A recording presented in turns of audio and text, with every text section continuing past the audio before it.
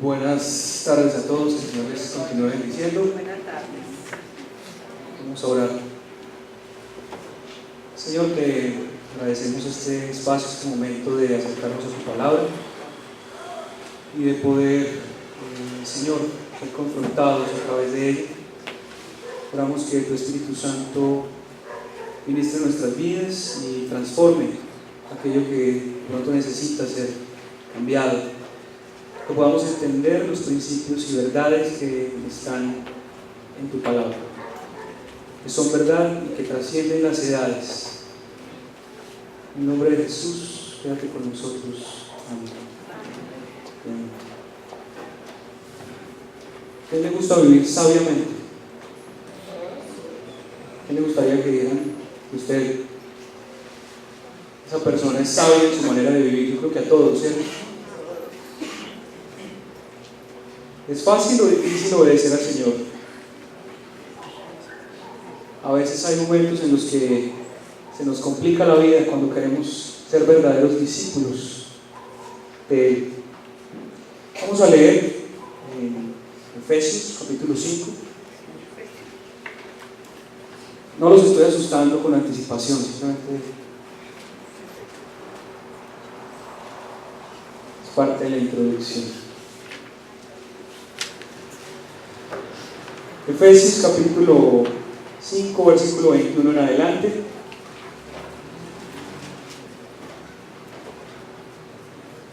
Efesios 5, 21 en adelante. Sométanse unos a otros por reverencia a Cristo. Esposas, sométanse a sus propios esposos como al Señor, porque el esposo es cabeza de su esposa, así como Cristo es cabeza y salvador de la iglesia, la cual es su cuerpo. Así como la iglesia se somete a Cristo, también las esposas deben someterse a sus esposos en todo.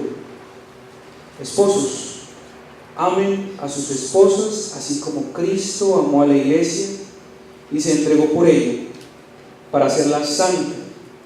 Él la purificó lavándola con agua mediante la palabra, para presentársela a sí mismo como una iglesia radiante, sin mancha, ni arruga, ni ninguna otra imperfección, sino santa e intachable. Asimismo, el esposo debe amar a su esposa como a su propio cuerpo. El que ama a su esposa se ama a sí mismo, pues nadie ha odiado jamás a su propio cuerpo. Al contrario, lo alimenta y lo cuida, así como Cristo hace con la iglesia, porque somos miembros de su cuerpo. Por eso dejará el hombre a su padre y a su madre, y se unirá a su esposa, y los dos llegarán a ser un solo cuerpo. Esto es un misterio profundo. Yo me refiero a Cristo y a la iglesia. En todo caso, cada uno de ustedes ame también a su esposa como a sí mismo, y que la esposa respete a su esposo. Hijos, obedezcan en el Señor a sus padres, porque esto es justo. Honra a tu padre y a tu madre, que es el primer mandamiento con promesa, para que te vaya bien y disfrutes de una larga vida en la tierra. Y ustedes, padres, no hagan enojar a sus hijos, sino críenlos según la disciplina e instrucción del Señor. La propuesta para ustedes en esta mañana es que vivir sabiamente en el Señor, incluye una vida de sometimiento al orden de autoridad establecido por Dios. Si usted quiere añadir más sabiduría a su vida o ser considerado sabio, vivir sabiamente, debe incluir dentro de su vida cristiana, dentro del ser discípulo del Señor Jesús, un sometimiento al orden de autoridad establecido por Dios. Pablo viene hablando en los capítulos anteriores, capítulo 4 y 5, de cómo es que debemos andar y que ese andar sea digno, siendo ese andar digno de la vocación con que fuimos llamados. En el capítulo 4:1 dice: por eso, yo que estoy preso por la causa del Señor, les ruego que vivan de una manera digna del llamamiento que han recibido, siempre humildes y amables, pacientes, tolerantes unos con otros, en amor, esfuércense por mantener la unidad del Espíritu mediante el vínculo de la paz.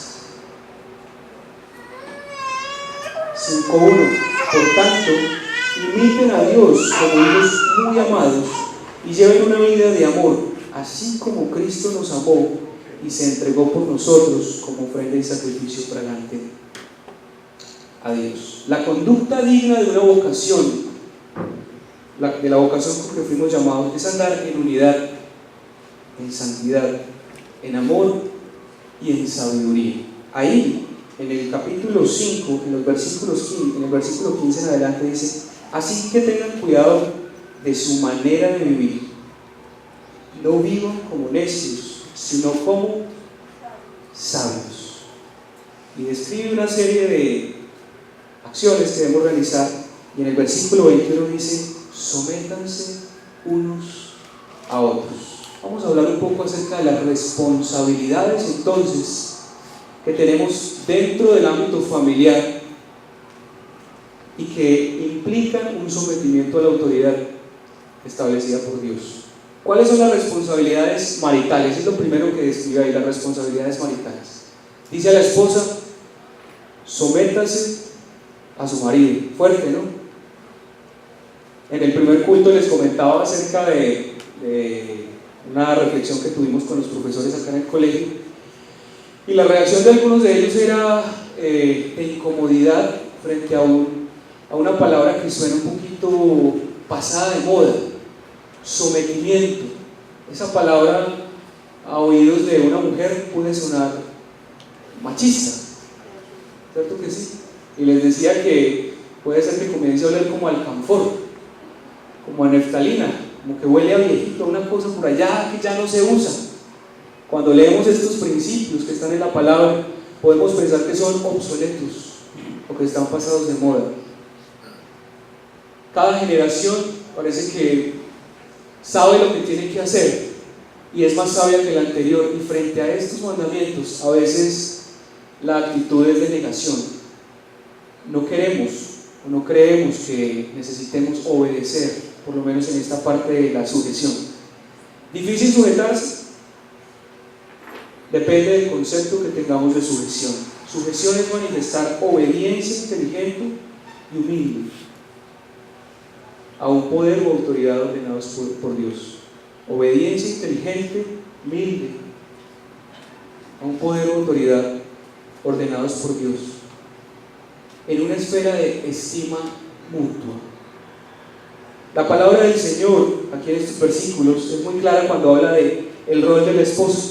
Dice: esposa, sométase. ¿Es un qué? Le dice qué debe hacer: sométase al marido. Y le dice cómo: como al Señor. Y le dice por qué: porque Él es cabeza del hogar. La responsabilidad entre los esposos no es de recordarle al otro su función, porque de pronto alguno de ustedes va a decir: vea, ¿sí ven? Ahí le están hablando, ¿no? No falta de pronto el codazo. ¿Sí ven? Déjeme decirle, esposo, que esa no es su labor, porque es Dios quien invita a cada uno de los que creemos en Él a sujetarnos a la palabra. Y el versículo 21 en ese capítulo 5 dice: sométanse unos a otros por reverencia a Cristo. Debe haber una interdependencia. Entonces a la esposa le dice: sométase al marido, le dice como al Señor, le dice por qué: porque Él es puesto por Dios como cabeza del hogar, y usa el ejemplo de la iglesia. Esposos, amen a sus esposas así como Cristo amó a la iglesia y se entregó por ella. Esposos, amen a sus esposas. Una esposa que se siente amada y que siente que esa relación está basada en el respeto, que esa relación está basada en el amor mutuo, está basada en el bienestar, en la búsqueda del bienestar común y no egoísta del hombre. Seguramente se va a sujetar con mayor libertad seguramente las decisiones que el hombre tome no van a ser tampoco autoritarias o impuestas, sino en consenso, en acompañamiento de la sabiduría que Dios da a la esposa. Esposos, entonces, ¿cuál es su labor? Amar. ¿Cómo? Como Cristo amó a la iglesia. ¿Cómo amó Cristo a la iglesia? Con sacrificio, con entrega, hasta la muerte, señores,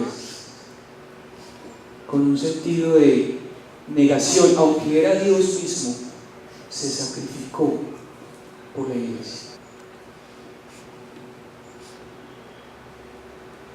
Como Cristo amó a la iglesia, con el propósito de conducirla a la santidad. La purificó, la lavó y la presentó sin mancha, radiante y sin arruga. Pero también dice: esposos, amen a su esposa como a sus propios cuerpos. Ustedes se cuidan, esposo, hombres de acá, ustedes se cuidan. Creo que todos nos cuidamos. Bueno, yo no soy esposo, pero todos nos cuidamos. Todos cuidamos nuestra manera de vestir y tratamos de descansar bien y de comer bien, porque nos amamos a nosotros mismos. Y la palabra dice: esposos, amen a sus esposas como a su propio cuerpo. Usted alimenta, cuida y sustenta su cuerpo, pues eso es lo que usted tiene que hacer con su esposo. Y no solamente el alimento físico, sino también como cabeza del hogar, como cabeza espiritual del hogar. Debe alimentar a su esposo, debe guiar, debe cuidar y debe sustentar.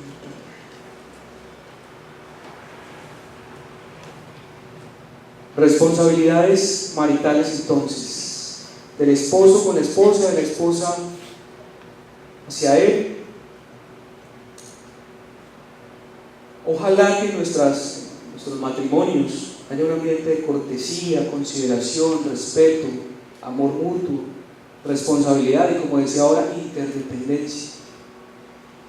Que esa obediencia no sea una obediencia simplemente de labios para afuera, sino que sea una actitud del corazón. Jesús nos recuerda en Marcos capítulo 10: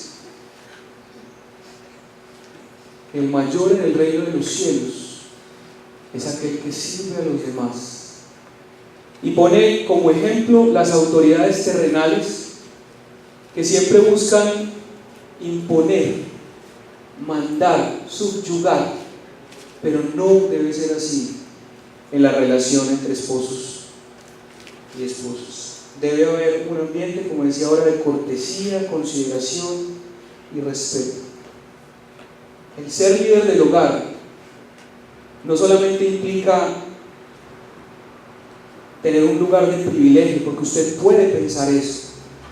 Es más que eso, es un lugar de autoridad, pero de autoridad que demanda sabiduría y amor para guiar correctamente su esposo, su hogar.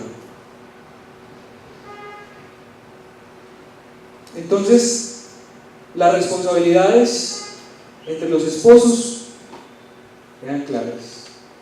¿Cuáles son las responsabilidades familiares que tienen los padres con sus hijos? Y sus hijos, y los hijos con los padres. Capítulo 6.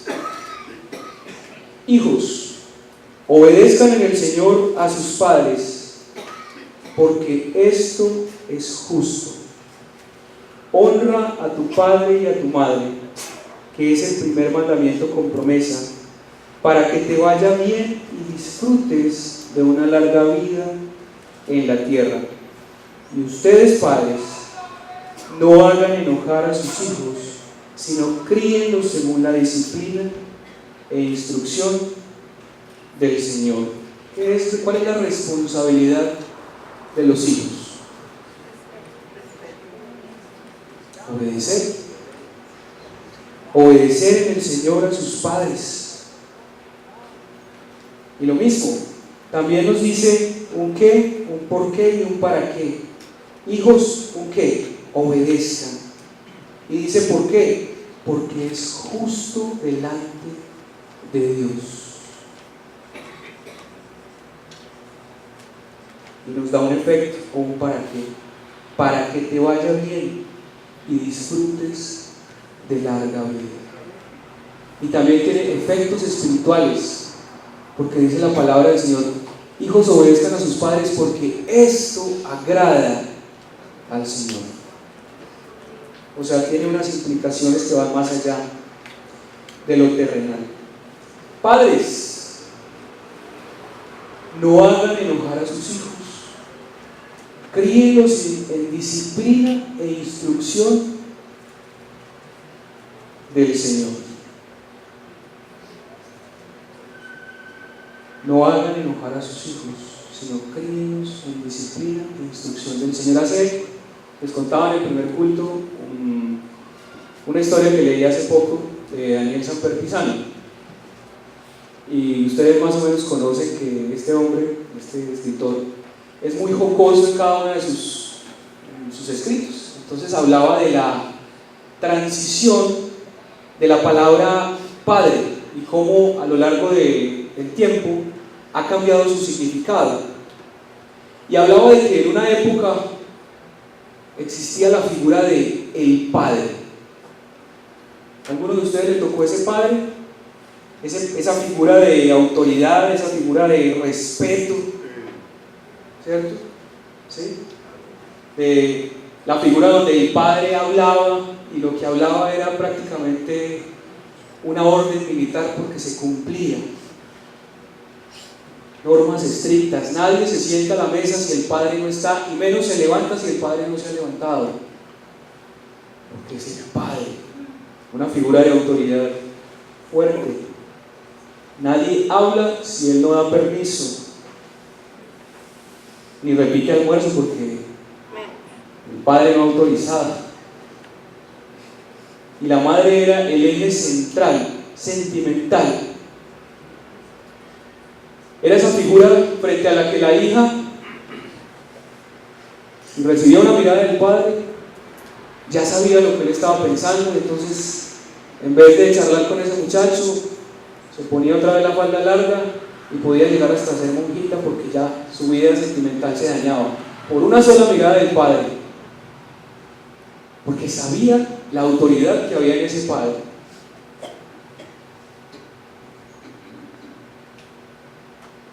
Un padre de autoridad que evolucionó a papá, el papá.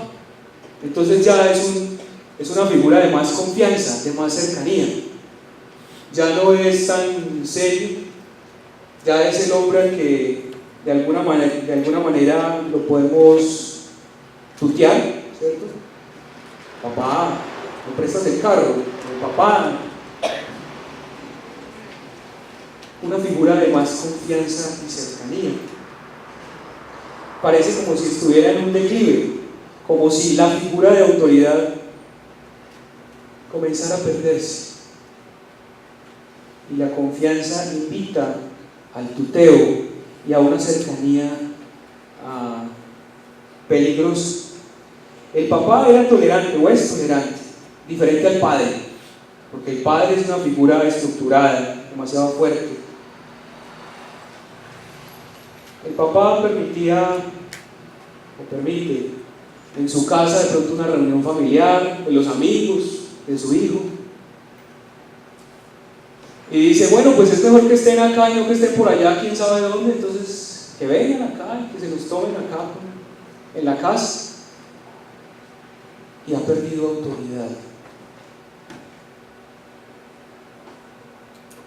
El hijo se pone las camisas del papá. Eso implica ya más confianza, ¿no? Más cercanía. Cosa que no podían hacer con el padre, porque ni el teléfono se puede usar. ¿A alguno de ustedes le tocó el padre? Sí. Ese padre rígido, firme, fuerte. Seguramente ustedes ya no fueron padres, sino papás.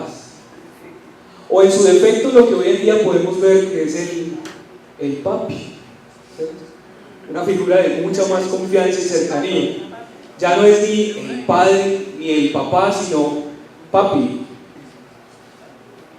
Y la confianza excede y va hasta el límite. Ay, papá, tú sí eres celoso, ¿no? Me hiciste pasar nada. Ay, un oso tremendo. Ay, papá, no me hagas quedar mal delante de Juanpa. ¿Cómo cambia la figura de autoridad?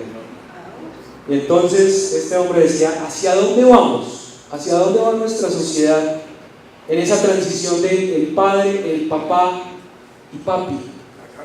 Y él dice, yo fui, sí, seguramente al destierro, o quién sabe, qué va a pasar con mis papás. Él dice, yo fui nieto de el padre, hijo de un papá, fui papi de 3 hijos, y ahora mis nietos me dicen, bebé.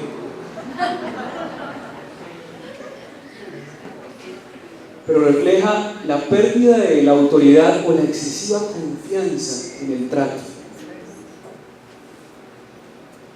¿Hacia dónde va nuestra sociedad? ¿Hacia dónde vamos nosotros? No le estoy diciendo que usted se vuelva el padre. Estoy señalando que en nuestros hogares faltan figuras fuertes de autoridad. Y falta que los hijos realmente interioricen en su corazón el hecho de la obediencia y de honrar a padre y madre. Y que ese honrar implica respeto, obediencia. Hijos, obedezcan en el Señor a sus padres porque esto es justo.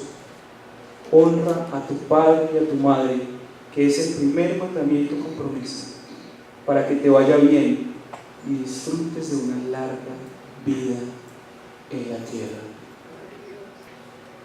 Sirve para hoy, así como sirvió antes.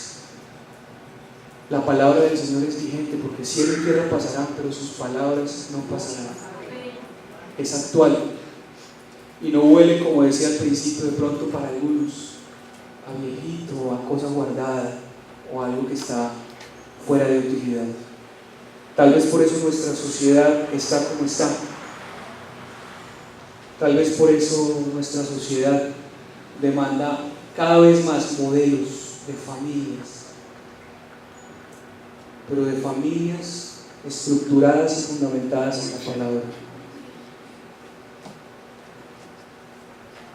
Entonces, hijos, obedezcan a sus padres, eso trae beneficios a nuestra vida, temporales, beneficios espirituales, esto agrada al Señor. Y a los padres les dice, no provoquen la ira de sus hijos. Ustedes, padres, no hagan enojar a sus hijos, sino críenlos según la disciplina e instrucción del Señor. Una de las problemáticas que yo veo hoy en día es que, como padres, se ha perdido el sentido de la educación, de la responsabilidad de la educación de sus hijos. Y es muy fácil descargar a un muchacho en la puerta de un colegio a las 7 de la mañana y recogerlo a las 2 de la tarde y esperar que eso sea suficiente orientación y guía para que su hijo sea educado. Y no estoy hablando de que ahí no se recibe educación o que no es necesario. Estoy hablando de que la educación inicia en casa. Los valores, la ética, la moral, la responsabilidad, el respeto. Esa educación inicia en casa. Y si vamos un poquito más allá, hoy en día estamos frente a una iglesia que cree que la responsabilidad de la educación espiritual de sus hijos es de la iglesia. Y déjeme decirle, yo voy a orar por sus hijos, yo voy a orar con sus hijos y yo les voy a enseñar la palabra, pero ellos no van a aprender más de mí de lo que pueden aprender de usted en su casa a través de su modelo de oración, de su modelo de relacionamiento con el Señor, de su modelo de trato entre ustedes como familia. Acá podemos desgastarnos hablando de muchas cosas, de muchos aspectos de la familia, pero si eso no se pone en práctica en su casa y eso no es un ejemplo que se recibe desde la casa, será muy poco lo que vamos a lograr. No coloque en los hombros de sus pastores la responsabilidad que es suya. Vuelvo y le digo, nosotros vamos a orar por ustedes, por sus hijos, con ustedes y con sus hijos, y vamos a enseñar la palabra. Pero la palabra de Dios dice: y enseñarás a tus hijos estas palabras, y se las recordarás cuando vayas por el camino, al acostarte, al levantarte. Es la labor de los padres. No se pierda esa bendición.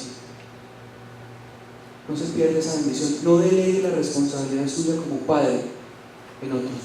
Asúmala. Asúmala. Ahora en vacaciones tuve la oportunidad de escuchar un testimonio acerca de una persona que hablaba de su época de adolescente y de cómo en esa época, en ese momento, su padre lo sacó del grupo de adolescentes y jóvenes, no le permitió estar en la iglesia. Y él explicaba por qué. A mí me pareció, en un principio me pareció extraño y hasta loco. ¿Cómo es que un padre saca a su hijo de la escuela dominical o de los planes que hay en la iglesia? Y él explicaba y decía: le doy gracias a Dios por lo que mi padre hizo y por la orientación personal que él me dio.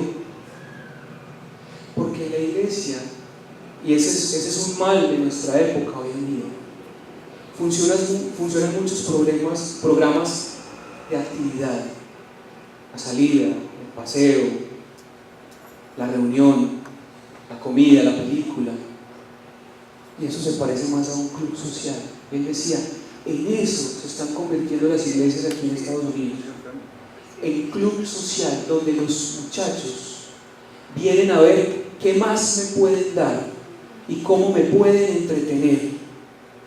Y los líderes de jóvenes están preocupados porque no saben qué inventarse cada 8 días para poderlos entretener. ¿Saben? Club social, hay muchos por acá. Club deportivos, en la ciudad deben haber muchos. Y no me tomen estas palabras a mal. La iglesia debe ser un espacio de orientación, sí, de comunidad, de compartir, de hacer amigos, de caminar juntos como iglesia, pero no es un lugar recreativo. No espere que la iglesia se invente 1000 cosas para entretener a sus hijos. No se trata de entretener, se trata de acompañar y de guiar. Padres, críen a sus hijos según la disciplina e instrucción del Señor. Esa es su responsabilidad. Y no los hagan enojar. Creo que este es un aspecto complicado en las relaciones padres e hijos, y creo que por eso Pablo lo menciona. ¿Cómo hacemos enojar? ¿Cómo hacen enojar ustedes a sus hijos? Ahora me hicieron una anotación muy clara, que pasé por algo que no mencioné. Usted hace enojar a su hijo cuando le exige algo que usted no da, cuando le pide que él haga algo frente a lo cual usted no le da ejemplo. Eso hace enojar a su hijo. Cuando usted le dice: lea la Biblia, vaya a la reunión de jóvenes, deje esos amigos, y usted no es modelo ni ejemplo para ellos. ¿Cómo más hacemos enojar o hacen enojar a sus hijos? Cuando los critican y de pronto se burlan o los comparan. Es que su hermano no es así, mire a su primo, ¿sí ven? Tiene la misma edad y es más responsable. Cuando son injustos en la disciplina, a veces se va la mano en lo que tiene que ver con la disciplina, o cuando los castigan con enojo, cuando mantienen encima de ellos con amenazas, o cuando los humillan y los avergüenzan delante de sus amigos. Una cosa es reírse con y otra cosa es reírse de. No es lo mismo que usted se ría con su hijo de una situación que reírse de su hijo de esa situación. es posible que eso esté generando en sus relaciones una ruptura. Esperar demasiado de ellos como si fueran adultos. Dele el beneficio de la duda. Déjelo ser como es, un joven, un adolescente. Déjelo madurar en su tiempo, en su momento. Acompáñelo, guíelo, oriéntelo. Háblele al corazón.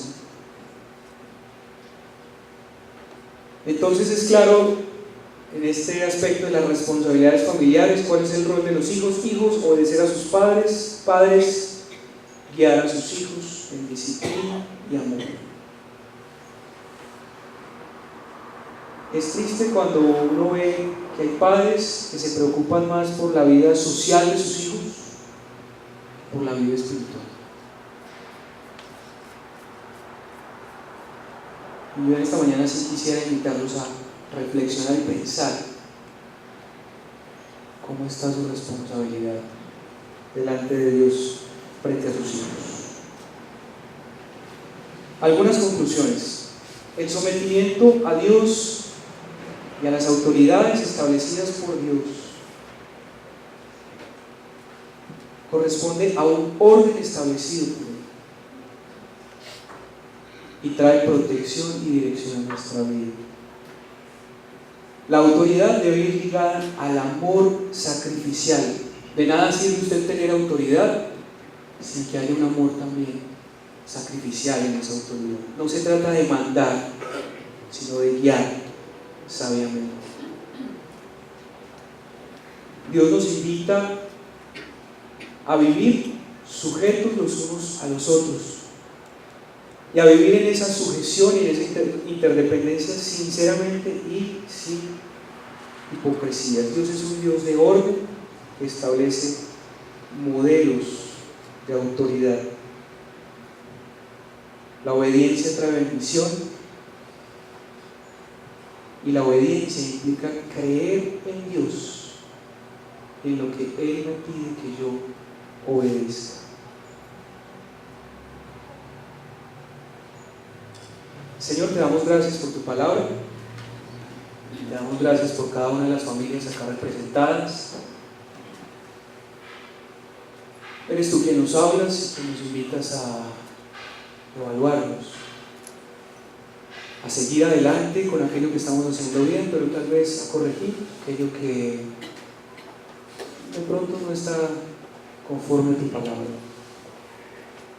Yo quiero, Señor, pedirte que tú mores en cada uno de los hogares de esta iglesia y que ellos puedan ser ejemplos y modelos para una sociedad que cada vez más se resquebraja y se desintegra, y donde el valor de la familia y los valores familiares del respeto, del amor mutuo, de la interdependencia,